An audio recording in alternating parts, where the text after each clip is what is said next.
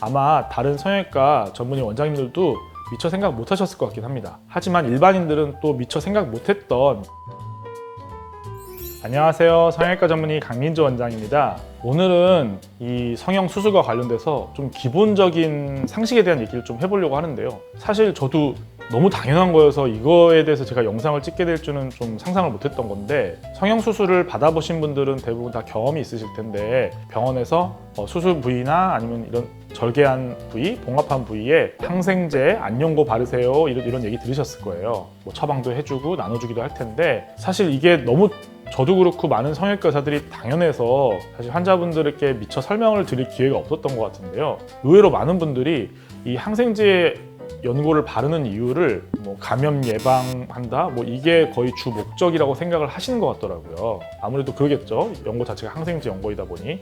근데 사실 저희가 절개 부위에 항생제 연고를 바르는 가장 큰 이유는 그곳에 절개 부위의 피부가 건조해지지 않게 좀 이 보습 효과로 바르는 거거든요. 왜 그러냐? 이 수술 절개 봉합 부위는 아무래도 이 자극을 받은 피부이기 때문에 쉽게 건조해지기 마련인데요. 이게 건조함이 어느 일정 수준을 넘어서면은 우리가 소위 딱지라고 말하는 이 가피가 앉기 쉽거든요.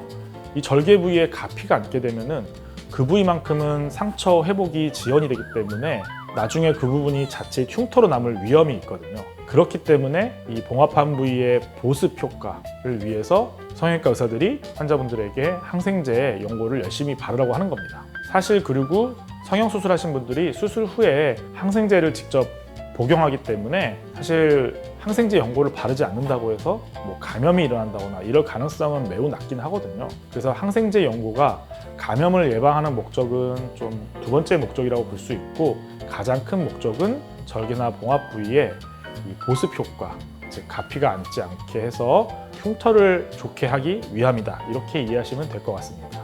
이제 많은 분들이 또 생각하는 것 중에 어떤 상처가 가피, 즉 딱지가 앉으면은 이 상처가 잘 낫고 있는 거다, 이렇게 생각하시는 분들이 있거든요.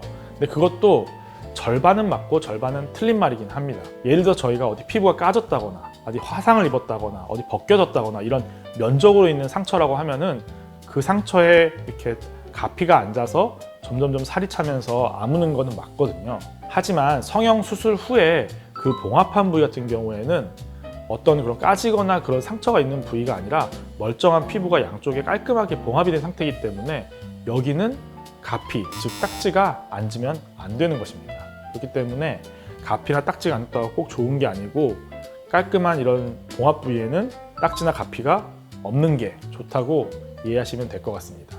그리고 또 이거는 어떻게 보면 또 격가지 얘기긴 한데, 보통 성형외과들에서 항생제 안연고를 처방을 하거든요. 분명히 상처 부위에 바르라고 설명을 드렸는데 안연고이다 보니까 막 눈에 넣고 이러시는 분들이 있더라고요. 그래서 아니 그럴 거면 왜 안연고를 처방했어? 그냥 연고를 처방하지, 이렇게 얘기하시는 분들이 있는데, 사실 성형수술 중에서 제일 많이 하는 수술이 어딜까요? 여러분도 아시다시피 눈 수술이잖아요. 그러니까 눈에 있는 절개 부위는 아무래도 눈이랑 가깝기 때문에 자칫 그냥 다른 일반적인 항생제 연고를 발랐다가는 그게 눈에 들어가면 안 좋을 수 있어서 눈에 들어가도 되는 항생제 안연고를 여러분들께 그냥 일반적으로 처방을 해드리는 것입니다. 그러면은 지금부터는 저희 병원에서 이제 수술을 받으시고 항생제 연고를 아주 열심히 바르셔서 흉터가 깔끔하게 아무신 분들의 그 흉터 사진을 한번 보도록 하겠습니다.